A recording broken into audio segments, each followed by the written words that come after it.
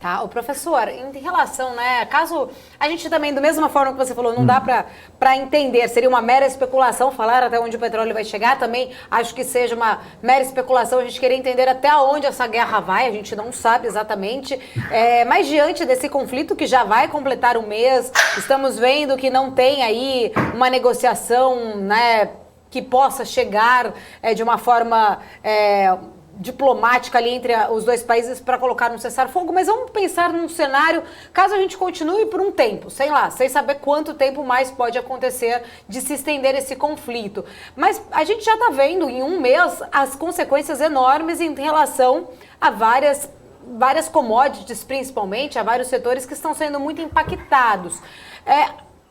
Como que a gente consegue pensar até onde essa inflação, os mercados globais vão sofrer diante disso? Será que chega num momento que já acaba sendo precificado de uma forma em geral? Se essa guerra se estender por anos, por meses, a gente vai ficar sofrendo essa pressão inflacionária ou há alguma outra alternativa? De repente, sei lá, os bancos centrais, a gente sabe que inflação de oferta nem sempre se resolve com o aumento de taxa básica de juros, mas existe alguma outra alternativa? Os bancos centrais, eles podem ser forçados a tentar realmente apertar a sua política monetária para tentar conter isso? Vamos lá, é uma pergunta bem difícil, mas eu vou tentar fazer uma avaliação e trazer respostas dentro do que a gente imagina de cenários, correto? Primeiro, essa guerra, qual que é o risco dela? É a proporção. Se ela aumentar de proporção, aí realmente você tem problemas sérios, não só na economia dos países europeus, dos países em desenvolvimento, ou seja, a crise vai ser generalizada. Então, o que está se olhando hoje? Primeiro, o comportamento dos aliados. Então, você tem lá China do lado da Rússia e, basicamente, diversos países do Ocidente do outro lado da Ucrânia, principalmente como principal player os Estados Unidos. Então, vamos olhar para os principais, ou seja, Estados Unidos e China. Os Estados Unidos, ele está sinalizando uma série de movimentos em relação à retaliação à Rússia.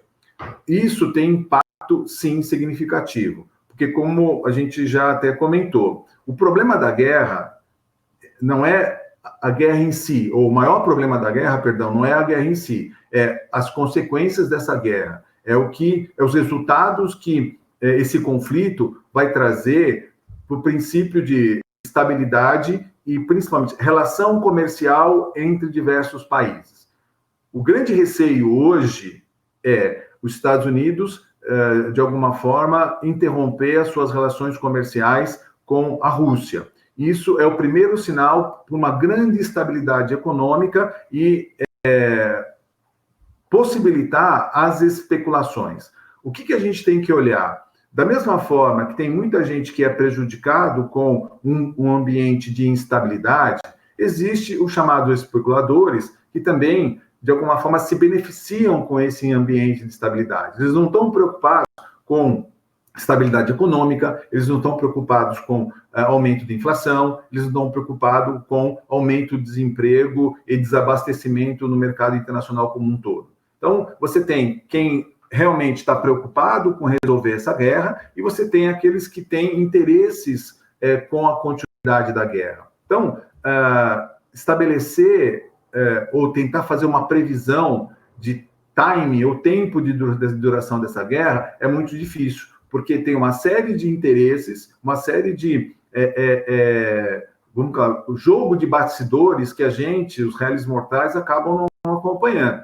Se essa guerra, se tivesse boa intenção para essa guerra terminar, já teria terminado. Então, é fato que não existe, por enquanto, interesse em encerrar essa guerra. Está dentro do conceito de jogo de poderes. E o principal ponto agora é a questão da diplomacia.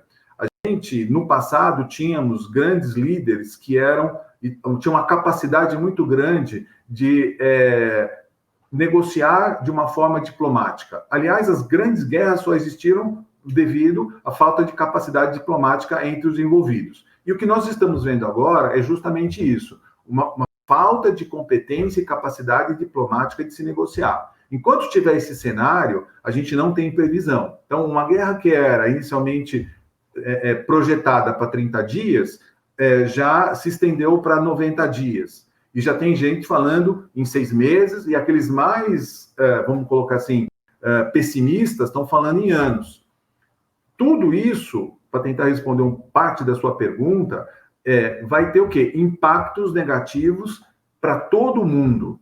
E aí você tem aquela questão, quais são os impactos? Primeiro, nós já viemos um movimento de pandemia por causa da Covid, isso fez com que mercados e países que faz muitas décadas não tinham problemas de inflação, começaram a ter problemas de inflação, aí como você bem falou, as políticas monetárias tiveram que ser revistas para que essa onda de inflação pudesse ser de alguma forma contida. É exatamente o que nós estamos acontecendo aqui no Brasil. Nós vimos com uma queda acentuada de taxa de juros, nós vimos aí com uma expectativa de crescimento de PIB extremamente positivo. Com o impacto do Covid, nós já tivemos o exercício 2021 com uma inflação perto de 2 dígitos.